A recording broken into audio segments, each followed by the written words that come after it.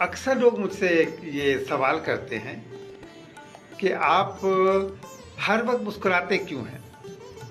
भई अल्लाह ताला का दिया हुआ तोहफ़ा है, अल्लाह ताला ने मुझे फ्री में ये मुस्कुराहट का तोहफ़ा दिया है, तो क्यों ना मैं उसकी मखलूक में बाँटूँ?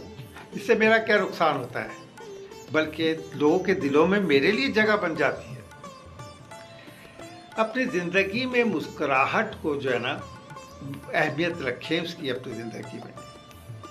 क्योंकि लोग उन लोगों से दूर भागते हैं, उन लोगों से कतराते हैं जिनके चेहरों पर मस्नूई गुस्सा, मस्नूई सख्ती नज़र आती है।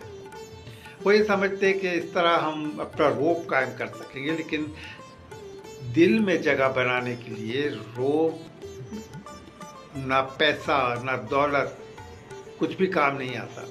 आपकी एक छोटी सी मुस्कुराहट किसी के दिल में आपके लिए जगह बना देती है।